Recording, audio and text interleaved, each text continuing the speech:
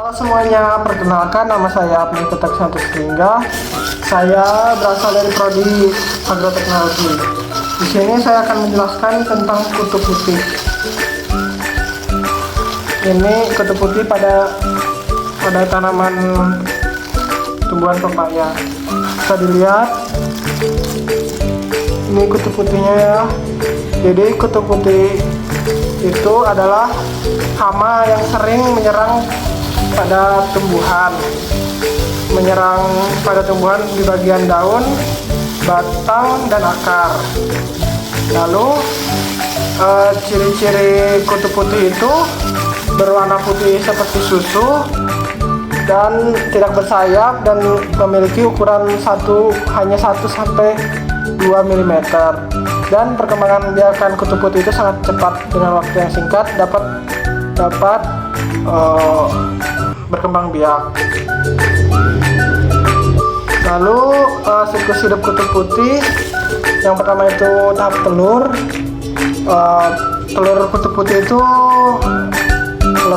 itu menetas 1 sampai 2 minggu, lalu menjadi nimfa, kemudian menjadi kutu putih dewasa. Lalu kutu putih dewasa itu berkembang biak lagi. Dan juga ada dampak kutu putih ya terhadap tumbuhan. Yang pertama itu kerusakan pada daun.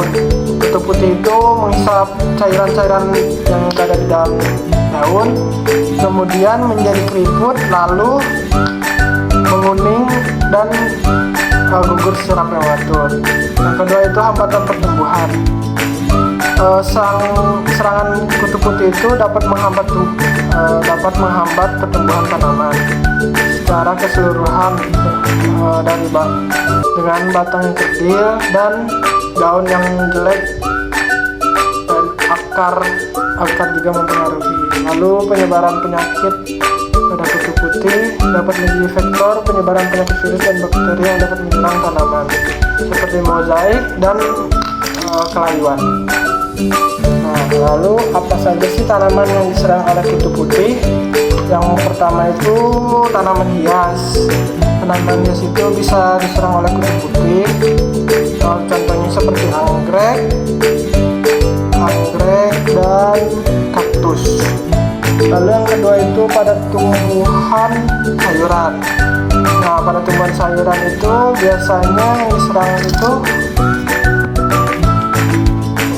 tomat dan cabai. Lalu yang ketiga itu tanaman buah, seperti contoh daun pepaya ini. Nah, lalu ada pengendalian secara alami. Nah, yang pertama itu ada predator alaminya itu seperti laba-laba, lalat kumbang. Dan tanaman penolak kutu putih itu adalah ada bawang sama lavender. Dan pemanfaatan musuh alaminya itu semut. Lalu pengendalian kutu putih secara kimianya itu menggunakan pestisida khusus, yang dimana khusus untuk kutu putih tersebut.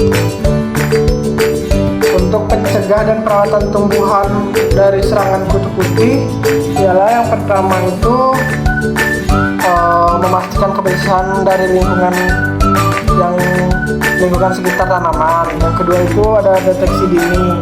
Jadi kita cek itu secara manual dari daunnya, dari batangnya. Biasanya kutu putih itu ada di bawah daun seperti pada contoh tadi, dan ada di batang.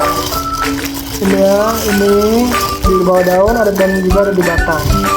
Lalu perawatan pasca serangan, setelah tanaman diserang harus dibersihkan supaya tumbuhan yang lain tidak terkena dari serangan tersebut. Baik, sekian dari penjelasan saya. Mohon maaf apabila ada kesalahan kata dan kekurangan. Terima kasih.